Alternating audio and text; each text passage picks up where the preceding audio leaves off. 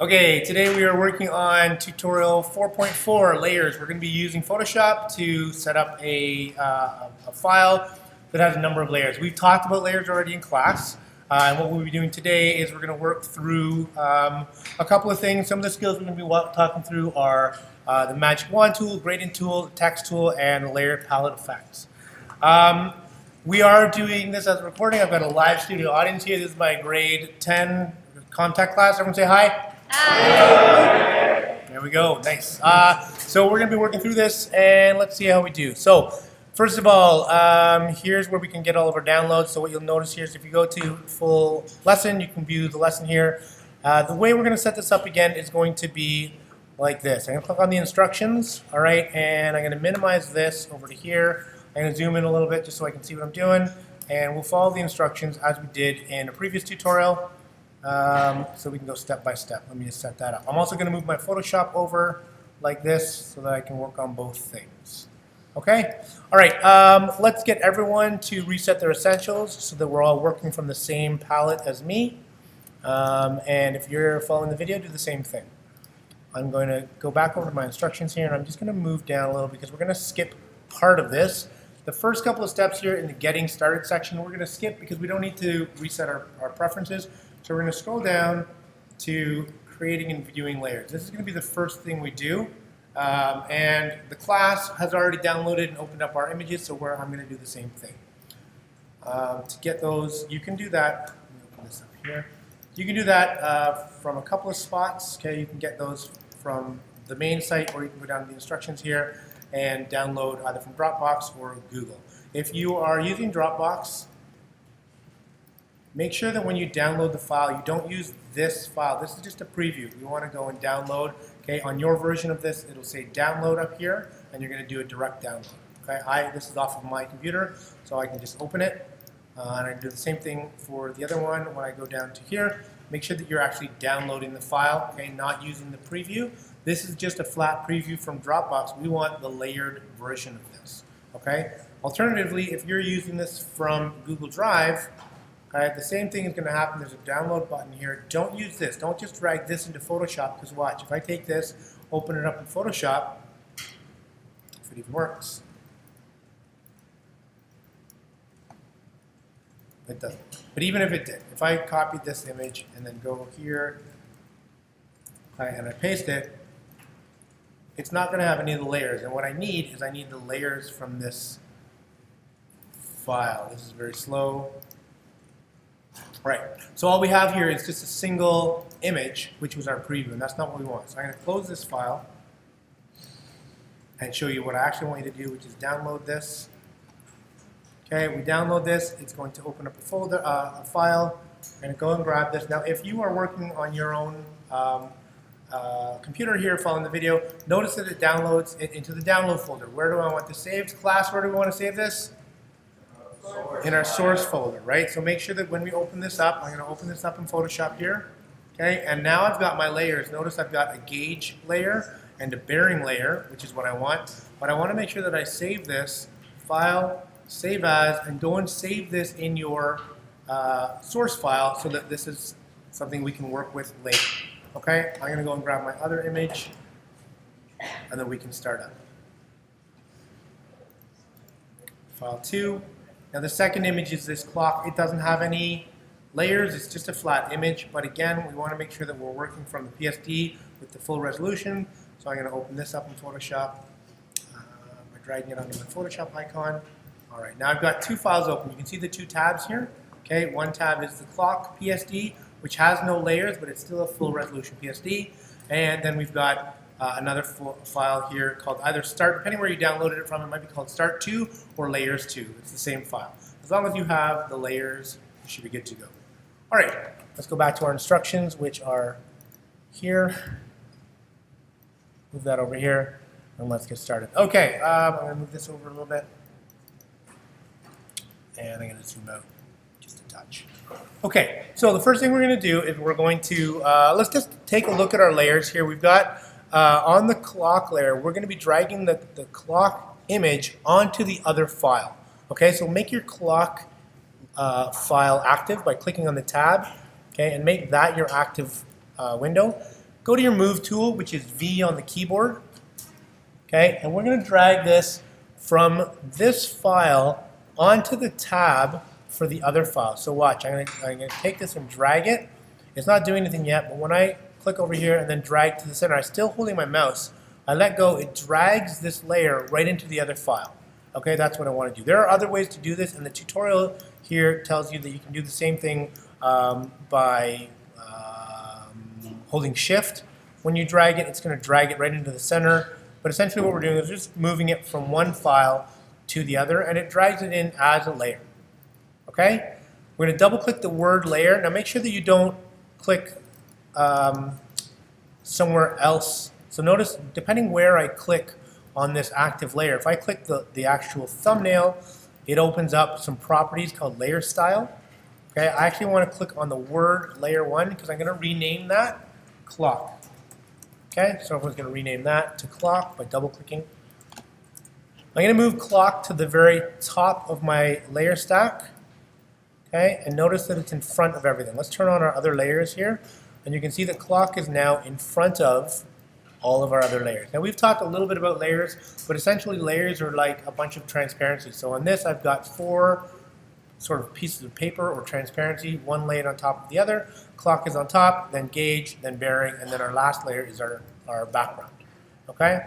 We'll turn back on the clock. The little eyeball here that you're seeing, this is a visibility toggle, so I can turn visibility on or off. All right. All right, let's take a look at the tutorial. So we have already sort of done number 1, and we're halfway through number 2. So we are going to move on to number 3. Close the clock file. We don't need this. So click back over to your other tab, okay, the clock, original clock file, and we're going to close that either by clicking on the little X and Xing it out, or going File, Close, and that'll close off that. So now we only have one file open. Okay, next instruction. Now this tutorial, the instructions that we're using are from an older version of Photoshop, so some of the iconography and some of the layout is going to be a little bit different. I'll try and point that out as we go. Okay, so we are going to look at our layers here. You can use the layers palette in Photoshop to hide, view, reposition, delete, rename, and merge the layers. There are a number of ways to do all of these things. So you'll notice that when I was here, I double-clicked the word clock, and that is one way to rename it. I can also right-click, and from the, where is it? Blending options? Nope. Maybe from here. Layer. Oh yes, right here. From layer, rename layer. I can rename it there. There are a couple other ways to do it as well. I think if I right-click here. No, there's not. There's another way to do it. I can't remember. Anyways, there are a lot of ways to skin a cat in Photoshop. The easiest way is the double-click. Okay. All right. Let's skip down to number 4. In the layers palette, well, we already did that. We renamed it. Let's move down.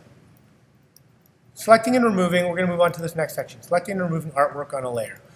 All right, so this is just moving things around and making your layer active. Okay, so if I want to do something on this clock layer, I have to make it my active layer. If I click on the gauge layer and I try and move my clock, it's not doing anything on the clock layer because I just made my gauge layer active. And you can see on the thumbnail that I'm moving the gauge layer around because that's my active layer. So make sure that when you're moving things, you're on the layer that you want.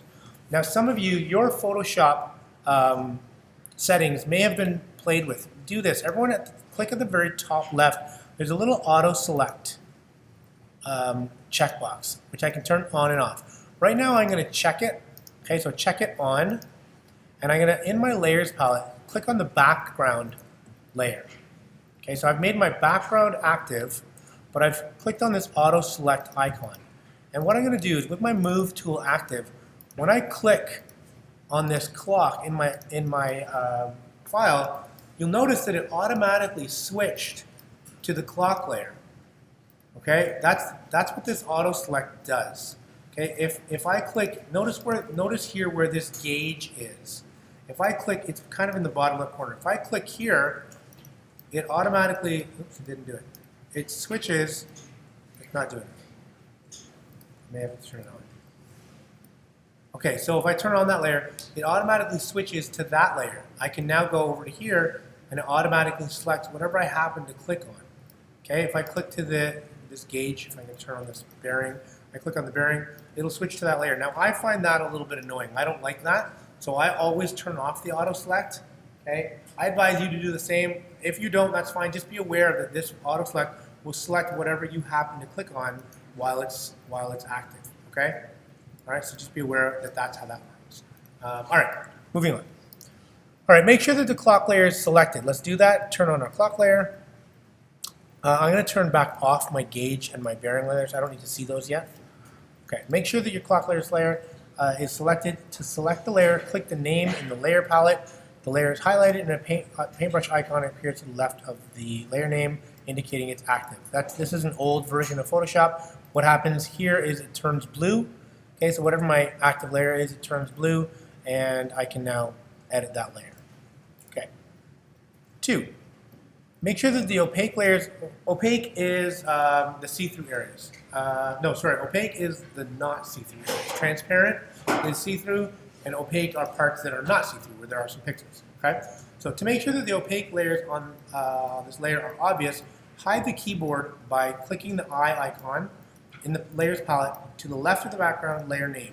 Okay, so we're going to turn off the little eyeball in this background layer here. Okay, and what that does is it turns off the visibility for any other layers.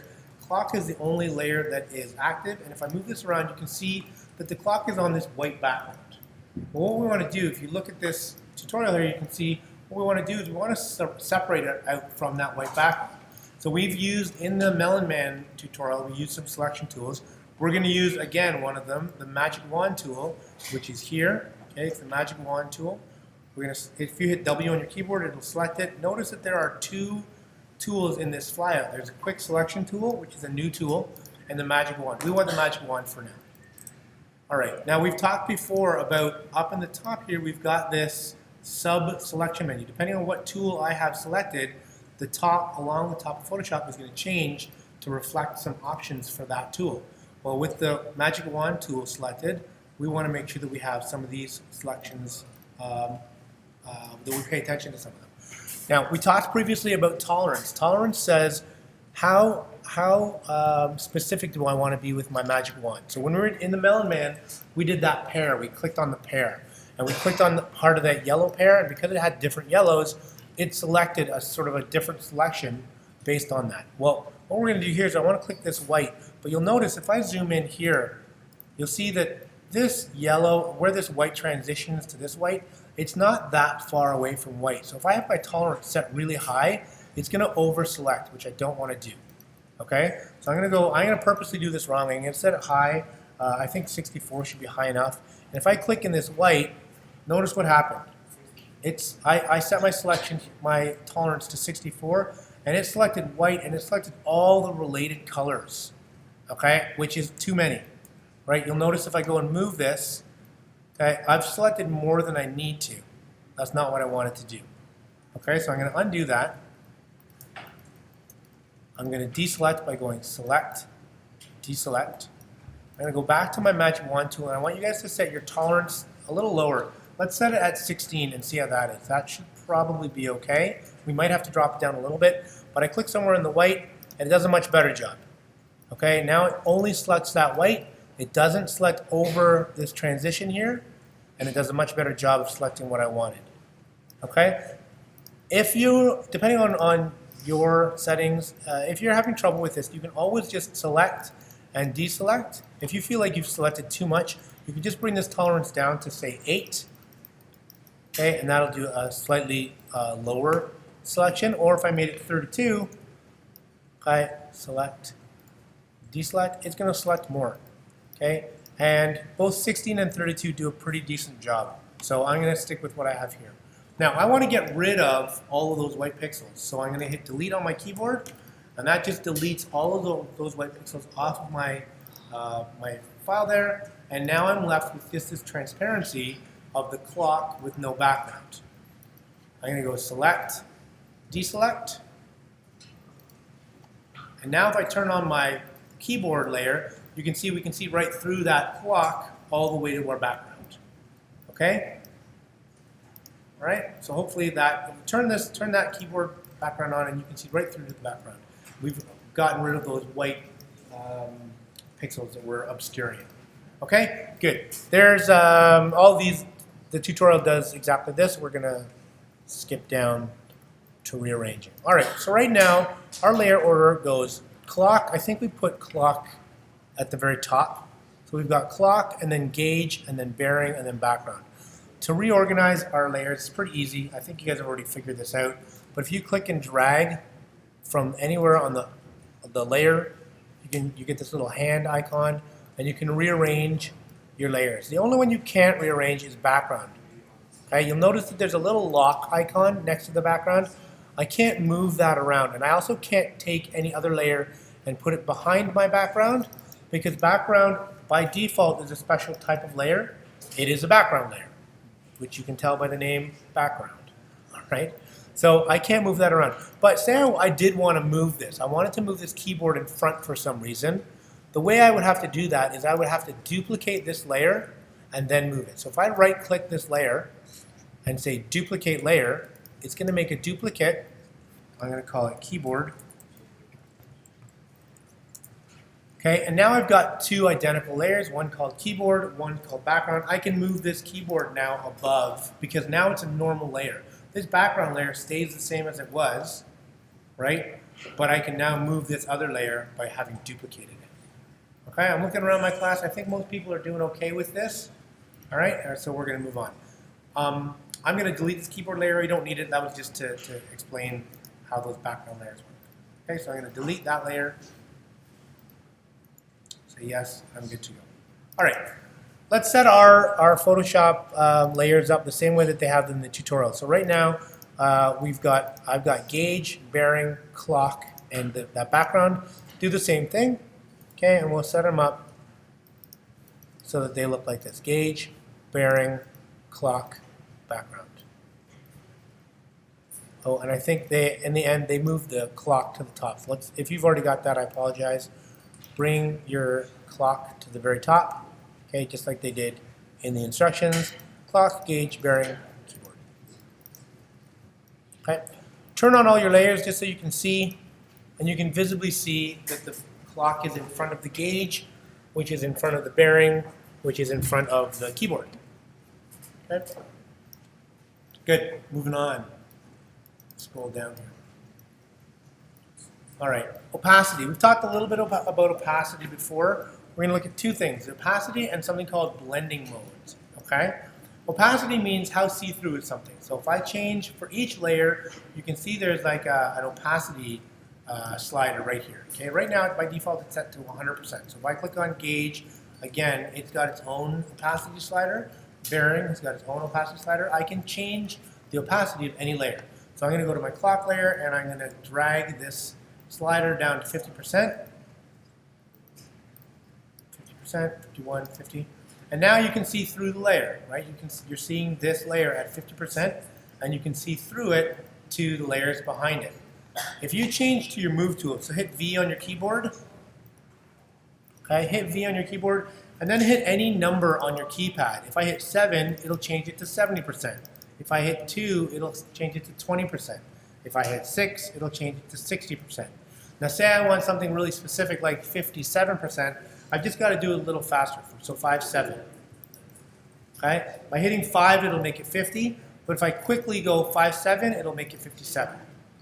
The only difference, the only sort of tricky thing here is if you want 100%, you would think that it would be 100, but it's not. Okay, to get 100%, you just hit 0.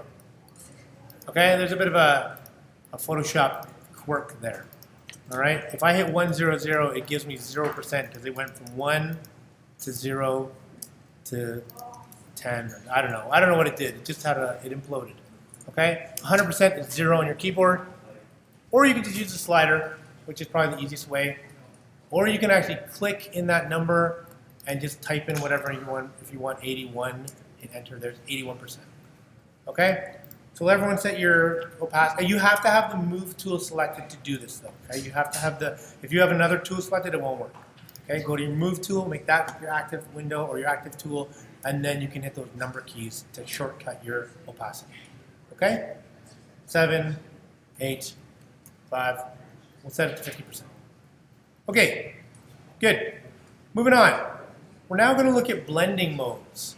So here in Photoshop, for each layer, there's this little drop down that says normal, dissolve, darken, multiply, color burn. This is based on, in the olden days, when they used to use film, you could take a photo and you could burn the film, or you could affect the film with a chemical process that would darken it or turn it transparent. You could do a number of things. Now these blend modes are based on that. The names are going to give you an idea of what they do, but every image is different. So basically what happens is it's going to interact differently with the layer behind it. The names will kind of give you some indication of what it'll do, but they're not always totally accurate because of the nature of the image. Depending on how light or dark your two images are, it might do different things. But let's take, for example, let's go to multiply. And what you'll see is it changes the way it interacts with the background layer. Okay? I can change it to color burn. It's going to do something slightly different. Linear burn is going to do something, again, a little different. Lighten is going to lighten it. Darken, surprisingly, is going to darken it. Okay, and they all do different things. And like I say, no two images are going to work the same. It all depends on the pixels on this layer and the pixels behind it. Okay, so there's a bit of experimentation there. Sometimes you'll be working with something and you want it to have an effect on the layer behind it. It's a bit of like experimentation there. Okay, let's set it to screen. All right, and it does this. Now every layer has got its own blending mode and opacity. So I've affected the clock layer. I set it to a screen blending mode, and I set the opacity to 50%. The gauge has not been changed. Neither has bearing or background. So if I go to the gauge layer, I can, again, turn that opacity down as well, independently of any other layer. Okay, for now we'll leave it at 100%, but just recognize that you can do that on any layer, and it's going to do different things depending on what blend mode you choose and what your opacity is set to. So I set this, say I set this to screen, it sets it to screen, even though I've got this opacity at 100%, you can still sort of see through part of it, right? If I set this to multiply, it's going to do, again, a different thing. I can bring my opacity down. There's a bunch of options here, and you can, you know, the sky's the limit on how you affect this. All right, I'm gonna set this back to normal, and I'm gonna set this back to 100%. We're only gonna play with this clock layer and make that all affected. Okay. All right, scrolling down. It asks you to save this file. I'm gonna ask you guys to do the same thing. Okay, so let's go File. We're gonna save as. Oops. Photoshop. File. Save as, and save this in your working files. Okay, so everyone in my class is following along. Let's save this in our working files, just in case Photoshop crashes or you make a mistake. At least you don't have to restart from the beginning. Okay, we're going to save that in our working files. Right, I'm going to give everyone a second to name that. Make sure you name it something clever, like layers, not FFFFTTTT7777. A little bit of a useless name. How you doing, class? Everyone okay? Yeah. Yeah, good. Awesome. You guys are being awesome. Thank you for being so quiet and polite. All right, let's move on. Our next move, linking layers. So, everyone click, make your clock layer active. Okay? And go to your move tool and move your clock layer around. And you'll see that the clock moves independently of everything else. Now this is a little bit different. In the old Photoshop, the way it worked, if you look on my screen here, this is the old layers palette, and this is the new layers palette. So it's a little bit different. There used to be two boxes here. You see there's like an eyeball and then a link icon. Well, it's a little different now. So there's only one box here. And the way we link layers is I click on the layer I want, and if you hold Shift on your keyboard and click another layer, what you'll see is both of them are active, which means I have two layers active right now. Okay? What I'm going to do with those two layers is I'm going to click the little link icon at the bottom. If you look down here, you'll see there's a little link icon. And when I click that, it puts a link in both of these layers. Okay? What that means is these are now linked together. So even if I click off of them, I go to bearing, and then I go to gauge. When I move that gauge layer, clock moves with it because I linked them together. Okay, I'll do that again just for the benefit of people who are listening and maybe watching something else. I'm going to unlink them. Okay, so starting from the beginning, I'm going to click on my layer, my clock layer. I'm going to hold Shift and click the gauge layer, which is the next layer down. And when I've got these two selected, they both turn blue. And at the bottom left of my layers palette, there's a little link icon, like a little chain link. I click on that, and I get the chain link between these two layers. What that means is these are now linked together. So if I only have one of them selected, notice the other one is still linked. And if I go to move it, it moves the gauge and the clock at the same time. Okay, I can add to this by clicking Shift and selecting all of these layers and linking them all. And now if I click the clock layer alone, it moves the clock and the bearing and the gauge together. Okay? I'm going to unlink them by holding Shift. Now notice what happens here. If I hold Shift, I've got the clock layer selected. If I hold Shift and I click on bearing, it selects everything between the clock and where I shift click on my layer palette. Okay? So I click clock, I hold Shift, and I click bearing, all of them get selected. But if I hold Command, I can select individual layers. Okay, so if I click gauge once and I hold Command, I can click individual layers. Okay, so there's a bit of a difference there between those modifiers. Okay? All right. Let's hold Command and select all three of these layers. We're going to unlink them, and we're going to put them back where they were. So I'm going to put the clock back in the center. I'm going to put the gauge back over here to the left, and I'm going to move the bearing back up to the right. Up to the top. Okay? Once I'm happy with those positions, I'm going to link them all together. So hold Command, click the other two layers that are not selected so that you've got clock, gauge, and bearing selected, and we're going to link all of them together by clicking on this link button. Okay? So that's the Move tool. You'll also notice that I can now transform any of them. So I'm going to click on my clock layer here, and then I'm going to go Edit, Transform, Scale. And I'm going to drag my layer down, and notice I'm only changing the clock layer, but notice that the gauge and the bearing layer are changing with it because they are linked. Okay, same thing if I rotate them. If I go Edit, Transform, Rotate.